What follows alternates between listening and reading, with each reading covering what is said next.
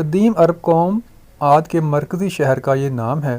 یہ شہر طوفان نوح کے بعد بسایا گیا تھا اور اس شہر نے زبردست ترقی کر لی تھی۔ اس وقت لوگ طوفان نوح کو بھول چکے تھے اور دوبارہ شرک کی طرف واپس آ گئے تھے۔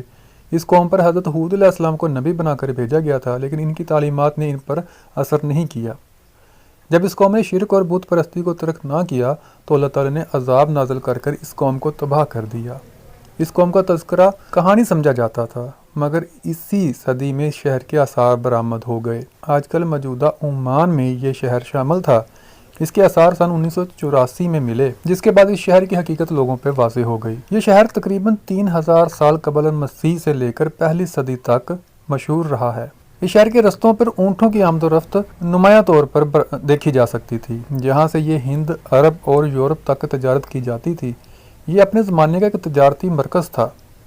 روایت ہے کہ یہ شہر ایک عظیم طوفان سے تباہ ہوا۔ اسے 1000 ستونوں کا شہر بھی کہا جاتا ہے۔ اس کے ستون بہت اونچے ہوا کرتے تھے اور اس کا نام روایت میں بھی ارم ہی ملتا ہے۔ شداد کی جنت کا ذکر قرآن مجید میں آیا ہے، ارم کے ستونوں والے۔ بعض مفسرین نے ارم اس جنت کا نام ہے جو عاد کے بیٹے شداد بن عاد نے بنائی تھی، اور اس کی صفت ذات المیعاد تھی اور ایک عظیم الشان عمارت تھی اور بہت سے ستونوں پر قائم کی گئی تھی۔ اس پر سونے، چاندی اور جواہرات کی تعمیر بھی شامل تھی تاکہ لوگ آخرت کی جنت کے بدلے اس نقد جنت کو اختیار کریں۔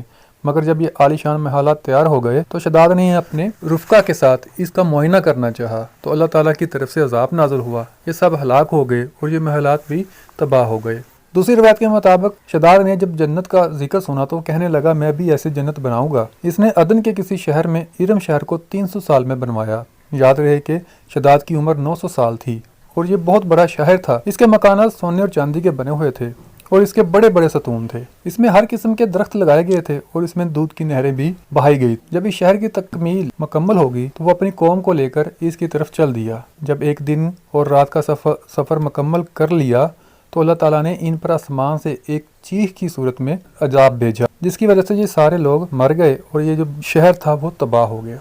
آپ نے بھی اکثر شداد کی جنت کے بارے میں سنا ہوگا، اور اس کی جو حقیقت تھی یہ آج میں آپ کو اس ویڈیو میں نے آپ تک پہنچا دی ہے۔ یہ موجودہ جو عمان مسقط ملک ہے، اس کا ایک شہر ہے مسقط، عمان اس ملک کا نام ہے۔ وہاں کے کسی علاقے میں یہ شداد کی جنت بنائی گئی تھی۔ ارم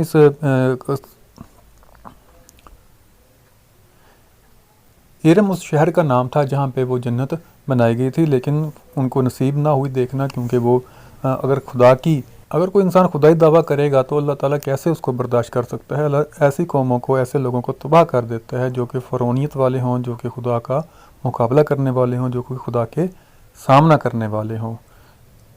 تو ہم امید کرتے ہیں کہ آپ کو ہماری ویڈیو پسند آئی ہوگی۔ Thanks for watching. اللہ حافظ۔